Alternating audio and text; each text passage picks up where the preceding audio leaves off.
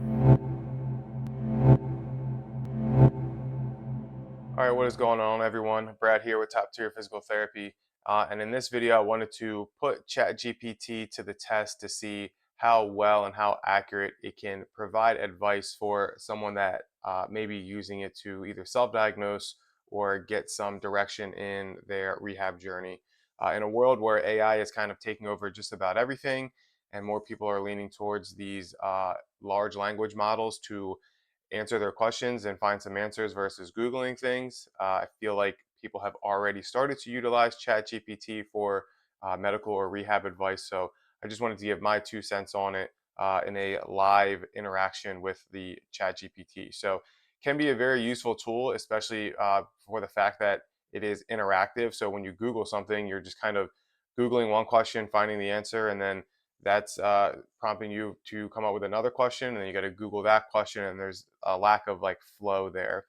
With ChatGPT, if you've never used it before, it's kind of an ongoing interactive conversation with an AI. So you can ask it a broad question, and then based on those answers, start to narrow it down a little bit more, which can be super helpful when you're trying to get to the dirty facts about what may be causing your pain and what are some actual things you can do versus just Googling something and searching on your own. So we're going to start at the main screen of ChatGPT here. I haven't logged in case anyone's thinking that I've prompted ChatGPT to answer these questions in any way. This is pretty much raw and live. So we will stay logged out. And I'm just going to ask it questions about a knee injury. I really like knee injuries. So I'm going to prompt it with just a broad question and then test it a little bit with some of my knowledge and some of the things that if someone was to ask me this or state this in an exam, where I would kind of lean and see how that compares with what ChatGPT says. So let's ask it. I just hurt my knee. What should I do?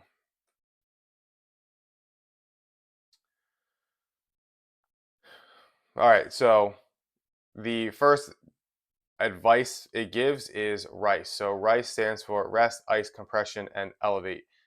This is actually pretty outdated advice when it comes to injury. These are actually all things you kind of want to completely avoid after an injury. So rest, ice, compression, elevate. The idea is to like don't make it hurt more, ice it so it dulls the pain. Compression and ice will help with compression, ice, and elevate will help with reducing the swelling.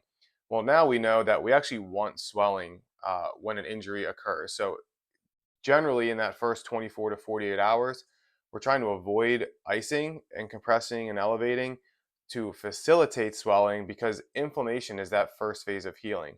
So, what I usually tell people is if we're going to stop inflammation early on after an injury, that's just like having like a natural disaster, let's say a hurricane, and you're just straight road blocking the access to the damaged area where you're trying to bring materials in and remove waste and garbage. If you cut off that access, it's going to delay rebuilding that damaged area. So, this is the same exact thing. If we're stopping inflammation, the earliest phases of healing, then we're just going to delay the rest of healing. So, it says rest, ice, compression, elevate, uh, monitor signs. So severe swelling or bruising, yes. If it's in the knee specifically, if the knee blew up like a water balloon, then that's a little bit different than thinking, is it swollen, is it not swollen?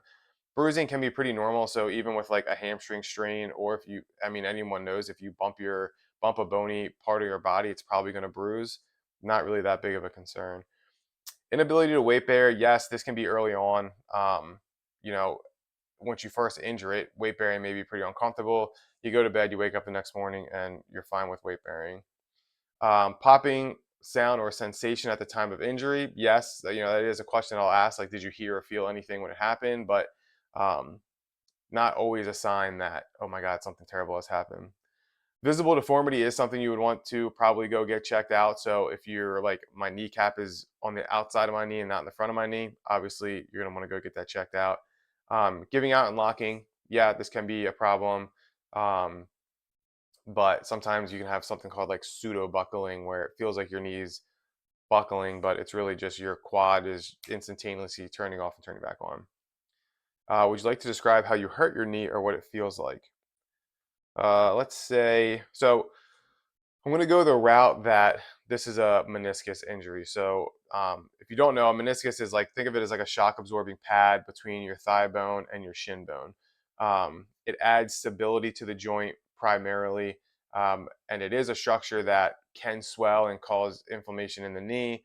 Um, Typically, meniscus injuries are ones that are going to become injured when you could be like running, cutting, or jumping, or in a deep knee flexed position. So at the bottom of a squat. So let's say I was squatting heavy. Um, let's say and felt a discomfort after my last set. So not really like a true mechanism of injury. Like I was squatting and like felt a pop and then I couldn't extend my knee. But with most meniscus injuries, it's usually like you kind of just notice it over time. It's not as often as like ACL where I twisted or I jumped and I felt a pop and I knew I hurt my knee. You don't really get that a lot with meniscus, at least anecdotally in the populations that I treat, which is the athlete and active adult. So at the bottom of heavy squat, and I felt it after my last set. So based on your situation, squatting heavy could be a minor strain or irritation, possibly overuse of the joint would be meniscus, or surrounding tissues like tendons, ligaments, or the meniscus. So it even says it. Fact that it's discomfort, not sharp or unstable, is a good sign. I agree, but still worthy of watching it closely. So stop training for now. Don't push through it. Not a big fan of that. Usually want to keep people active as active as they can. There's always a threshold to what they can or can't do. So completely stopping is pretty pointless. That person may be able to do air squats, but not squat 300 pounds. I would still have them do air squats. Ice again, not the best idea. Rest, we just said that. We don't want to do that. Elevate and compress, don't want to do that right away. Um, and then kind of asking more questions. Is it localized or does it spread? Does it hurt with walking, bending, or putting weight on it? Is there any clicking, locking, or feeling like it might give out? So clicking and locking, you're kind of thinking meniscus there as well. What to do next? So if it improves over 1 to 3 days, you can return to light activity like body weight, squats, or cycling. Solid advice. Avoid heavy lifting until pain-free for several days. Okay, not bad. Consider adding more warm-up mobility work and knee-friendly strength training. Good. If it gets worse or swelling increases, pain becomes sharp, you can't bend or extend fully, there's instability or locking, then it's time to see a doctor or a physio, and then possibly for an MRI. So it's asking where is the discomfort in the leg. So front of the knee, inside, behind. So meniscus usually it's right around the joint line, and it's more commonly people will say it's in the front of the knee, like around the or on the outsides of the patellar tendon and the kneecap, or on the inside or outside of the knee. Not too common that they're going to feel it in the back. That is very much a possibility, but it usually is in the front or on the outside. So we'll say I feel the discomfort on the inside of my knee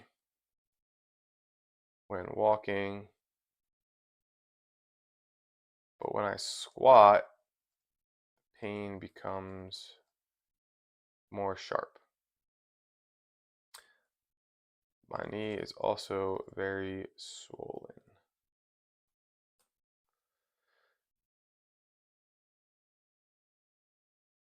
All right, so just highlighting some of the things I said. Medial meniscus tear. So pretty much the first example that it gave. So especially if the pain is deep and worsens with squatting or twisting, that is pretty much textbook. MCL, another structure, so medial collateral ligament, that's another structure on the inside of the knee. So it could be a strain of the MCL or a tear. Um, Pezanserine bursitis. So pezanserine is a group of 3 tendons that run from the so it's muscles of your adductors and your hamstrings that run down the thigh and insert on the inside of your knee. Something medial could be a contributor there. And then bone bruise or cartilage irritation. So based on what you have, sharp swelling and pain with weight bearing, here's what you should do. Stop all lower body activity. Completely disagree. So someone with a meniscus injury, I'm trying to keep them as active as I can within ranges that they can tolerate. So A lot of these people, like biking is probably one of the best things they can do. It's low impact, very low forces with biking, so it's not like we have our body weight through our legs. Um, and you can adjust this height of the seat to allow for more or less bending of the knee. Or even if you can't get all the way around on a bike, you can just rock. But nonetheless, we are using our legs and we're being active. Same thing with walking, lower forces than running, but we're still being active. So there are far more benefits out of physical from exercising, but just in physical benefits alone, you should always try and keep yourself moving as much as you can. Even squatting, if body weight squats don't bother them, then um, they can do body weight squats or very low step ups. So maybe like a curb instead of a box, and they're doing step ups on a curb. That's totally fine. So something that's going to keep the knee moving, um, because that is going to help with preventing stiffness or overall weakness of the leg as time continues. A knee that doesn't move well or is very weak or unstable, it is only going to get worse if we stop doing those things. So I don't like the idea of stopping all lower body activity. I like more modifying lower body activity. Again, I'm kind of beating a dead horse, but ricing is probably not the best thing, especially early on. So 24 to 48 hours, icing, anti-inflammatory medication, compression elevation, probably want to actually avoid that. Once we get beyond that 48 hours and that initial healing phase has started, then controlling swelling can be something that will help minimize discomfort and maybe even improve range of motion. So early on, we want to avoid this, so rice and NSAIDs. But um, later on, a few days after the injury, if we're still dealing with this swelling and the discomfort, these techniques may not be a bad idea. See a doctor or ortho specialist soon if swelling persists more than 48 to 72 hours. It's probably going to persist longer than that, so I don't necessarily think you need to go in that soon. Sharp pain continues or worsens. You can't fully bend or straighten the knee. That's pretty typical with more involved meniscal injuries. So early on, it might hurt a good bit to fully bend or straighten the leg, but if you just were doing these squatting exercises yesterday and now we're trying to just wake up and move our leg and we're not able to, not necessarily a sign that you need to run to the emergency room. um, a lot of times these things will improve on their own. So as swelling reduces, as you stay active and get the knee moving a little bit more, you'll be able to bend and straighten it better. Sounds pretty simple because it is. Instability, catching or locking sensation, yeah. Doctor may recommend physical exam and MRI. So yes, that is true, and not against Chat GPT, but I would argue that an MRI this early, if we're in that 48-hour, 24 to 48-hour range, an MRI this early is not necessary. There are a lot of things that could cause the knee to become swollen, or pain with bending or fully straightening, that have nothing to do with a significant injury to the knee that would then require surgery or something like that. So keeping yourself moving, not resting and icing is what I would recommend as a physical therapist. Um, if that is something that persists and doesn't improve with PT, then I would say now we're consulting a doctor, or an ortho. But early on, if we're just running into the ER to get an MRI, that may lead to an overdiagnosis and overtreatment of this issue. So in a example, let's say this happened and I squat. I have this pain in my knee gets swollen. The next day I go to the walk-in clinic. They're like, wow, your knee's really swollen. You can't really bend it. I think you really did something to yourself. You should go see an ortho. You get an appointment with an ortho like a week or two later, and you haven't done anything because urgent care probably told you to not do anything. And now your knee is really stiff and the pain still hurts. And you go to ortho and they're like, man, your knee is jacked up. It looks in bad shape. Let's get an MRI on it. The MRI is going to show something. They always do. And now you're in this world where they're talking about going in and performing a surgery on your knee. And you're like 3 weeks into this being an issue. Very rarely are injuries going to completely go away within 3 weeks, especially if you're in that do nothing, rest, ice, compress, elevate, and you're just stopping all exercise in general. Um, Getting into a PT and getting someone to guide you into, hey, how do we manage this, especially early on? And then as things improve, how do we manage this later so it doesn't happen again or doesn't worsen, is a much better route to go than getting into a doctor right away and now you're in this trap of you need surgery for your knee. So would you like any safe upper body workouts to do while you rest your knee? On guidance was talking to a sports doctor or physio. So let's ask it, are there any lower body exercises that I can do? I can do in the time being. I'm not sure if that makes sense, but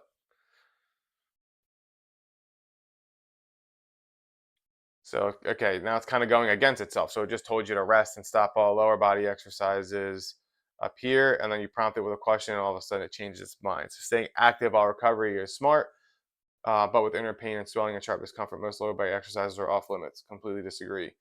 What to avoid? Squats, even with body weight. Again, disagree. I think it's kind of defaulting to like this is a traumatic injury to the knee. So again, I didn't prompt it with I was playing a soccer game and I twisted or jumped and I felt this pop in my knee. All I said was I was squatting. Um, I noticed it afterwards. My knee is swollen, and I get a sharp pain when I go into a deep squat. I've had numerous people come into me with some kind of joint related issue that I was suspicious of a meniscus injury. That this is pretty much what they said at first, and then with PT a few weeks later, now they're back to squatting full depth. May just be body weight squats, maybe very lightweight squats, but nonetheless, a couple weeks and they're back to deeper squatting. And I can tell you, we did not just rest, ice, compress, and elevate. So squats, lunges, leg press, I think these are all things that are totally fine to do in pain-free ranges. So discomfort is okay. Like we said earlier, I have discomfort when I stand. It's just sharp when I get into a deep squat. Well, there's going to be a range there between standing straight up and down and getting into a deep squat. There's going to be middle ground there that we can kind of work. So even if it's like a 45-degree squat or a my knee is bending at 45 degrees when I do a step up or a step down, totally fine to do. It does give some um, safer lower body options. So isometrics, great. Straight leg raise, good. Side lying leg lifts, yeah. Bridges, pool walking or aquatherapy, those can all be great things. So it's kind of saying you want to avoid most lower body exercises, but then it's giving some more lower body exercises here. So I would almost say like with an asterisk, I would wish this would say like, hey, these are things you might want to avoid, but maybe emphasize, you know, in painful ranges. If it's uncomfortable, that's still fine. Kind of lean into that discomfort a little bit. As swelling and pain decrease, you may eventually start reintroducing stationary bike, partial range, leg extensions, resistance bands for hip works, but not until pain or swelling are significantly better. I don't think that's crazy idea, but or recommendation, but I do think these are things you could do earlier. Would you like me to sketch a basic rehab-friendly 15-minute routine you can do daily recovery? Let's say sure and see what it says. So a 15-minute lower body routine. 15 minutes is great. It's pretty low entry. It's not a huge time domain for people um, with crazy schedules. If you're like, hey, here's an hour recovery routine you need to do every day, uh, not many people are going to do that. So I myself, I will give 3 or 4 exercises that will take anywhere from 10 or 15 minutes. So it's not, a burden for people to do. Deep breathing and quad activation. So I like the quad activation, quad sets, basic quad activation, isometric contractions, great. Straight leg raise is great. Side lying hip abduction. This is all stuff it said earlier. Glute bridge is great. Post routine. Ice your knee after there's no swelling or ache. Don't push through discomfort. So let's question it a little bit with the rest, ice compression, and elevate. So let's say, isn't the rice method a bit outdated? It's my understanding swelling is necessary early on. Great point. As the traditional ice method has been standard for decades, but in recent years, experts have challenged its universal use.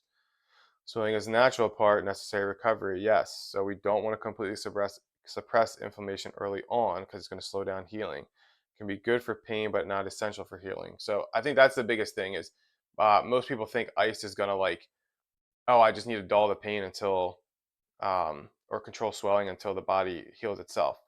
Yeah, valid argument. The body is going to heal itself, so there's nothing therapy is going to do that's going to help heal a meniscus injury. But We certainly don't want to slow it down by icing too early. And then really, icing should just be for pain control. So I remember growing up, people would be like 20 minutes on, 20 minutes off, even if it doesn't hurt. Well, what is that accomplishing? I'd argue it's not accomplishing anything. If you need an escape from your pain after that first 24 to 48 hours, then icing is fine. But if you're really not having much discomfort, you don't need to ice. Ice is not this magical healing thing that if you don't do it, you're not going to get better. If you do it too soon, it can actually be counterproductive, and then it's not providing any additional benefit later if we're not really having any pain. We don't need to numb the pain to get an escape from it. So I personally think ice is a bit overrated. But for some reason, it's still pushed, obviously, with Chat GPT. So current best practice is peace and love. So this is the most accurate. So protect, yes. Elevate, maybe. Avoid anti-inflammatory. So had I not known that icing is bad, the earlier advice it gave, the first thing it told me was to rest. Now it's telling me peace and love, which is avoid ice anti-inflammatories. Compress, I still don't agree with compress. But then love, so we're loading. We're trying to optimize our mental state for recovery, which is huge. Vascularization, so light activity to increase blood flow. So walking and cycling, exactly as I said earlier. Exercise, progressive rehab to restore function. So this is kind of love is kind of on a spectrum. So load could be body weight for this person if we're having them squat. Load could also be getting them back to squatting 135 pounds. I wouldn't do 135 pounds early on. I probably wouldn't even do full depth squats early on. I would just do partial range body weight squats. And then progressive rehab could be, going back to the options up here where it's saying, let's do some straight leg raises and sideline hip abductions. That could be with no weight, and then I could put a 3-pound ankle weight on them, progressively increasing those exercises. But then I could also progressively increase knee extensions to where we're doing no weight, and then I'm putting 100 pounds of resistance on the knee extension and having them kick their knee out. So um, don't think like, oh, I should just continue my heavy squatting in this case. No, this does happen on a spectrum. So what should you do now? Ice only for pain relief. Avoid NSAIDs. Okay. Gentle isometrics and movements ASAP. So I guess the point that I'm trying to get into here is the early advice it gives is pretty counter from what they're giving now. So I would say with prompting, you start to get more into the current recommendations. So icing only for pain relief, using NSAIDs, light movement. Those are things that you're going to want to do early on and then progress from there. The benefit to getting into a PT is because they're going to be able to guide you much better with this than an ortho will. An ortho is going to look at you and say, pretty much, is this someone that needs surgery or not need surgery? If you don't need surgery, they're going to send you to PT first anyway. So if your state has a direct access, which I'm in Delaware, we have direct access, you're better off just getting in with a PT at first anyway. Um, so I think from here, this is kind of beating a dead horse if we keep going here. But I guess the biggest takeaway is, the early advice is pretty outdated. So unfortunately, if someone doesn't continue to prompt ChatGPT, if it only asks them like the first one or two questions, I hurt my knee, what should I do? You're going to get this outdated advice. So rest, compress, elevate, and then avoid exercise. If you start to prompt it, so I'm telling it like this is what I was doing when I first noticed it, or it just came out of nowhere. I never really had a mechanism of injury. It may start to give you more in-depth advice, but you have to continue to question it to get towards the more accurate information, is what it seems like, at least in this specific scenario. So the unfortunate thing is, and I think these things will get better as AI progresses, which can be a scary thing, but I think it can also be a good thing. It'll get better at giving more accurate and updated advice. But the AI and the Chat GPT can be a great um, lead into your appointment with a physical therapist, where you're kind of asking your questions and getting an idea of what may be going on, and then using that to kind of lead your conversation with your therapist. So it's kind of almost like getting a second opinion, but one's an AI model and then one's a PT model. So you can kind of um, use the data that your therapist gives you. So if they're taking measurements and Ask about what they're finding, like, hey, what does my knee look like when it bends, or what's my strength like, or what do you think? What are some of the things that you saw? You can go back and use that information, type it into Chat GPT, and see if it's kind of leading you in the same direction that your therapist is leading you into. So I wouldn't use Chat GPT or any of these large language models for straight up medical advice right now, but you can use it as a little bit of an adjunct to seeing a medical professional. So in this case, I have a lot of information that I can jot down. I can take it to my physical therapist and be like, hey, this is what happened. This is what ChatGPT is telling me. What do you think? Or don't even tell them that. Go through the eval, see what they say, and see if that aligns with ChatGPT at all.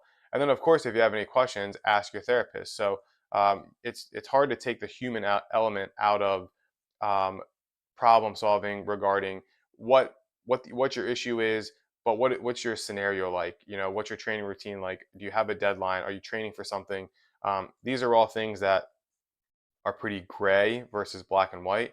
And working with a human, a physical therapist, medical professional, whoever it may be, is going to be a lot better for you than just prompting the Chat GPT, because it seems pretty sensitive to influence. Like if you wanted to type something and if you're kind of looking for an answer, it may give you that answer, even though that might not necessarily be totally accurate. So overall, I think it can be a great resource, but I don't think it's going to replace the human element of a healthcare professional, um, especially in this scenario where you're dealing with some kind of musculoskeletal issue. So I hope this helps. I certainly am not against using ChatGPT. I wouldn't recommend against it, but I also wouldn't recommend, not going to a doctor and just using ChatGPT to diagnose and treat yourself. So if you guys have any questions, leave them in the comments below. I hope you enjoyed this video. If you did, please like and subscribe, and I will see you guys in the next video.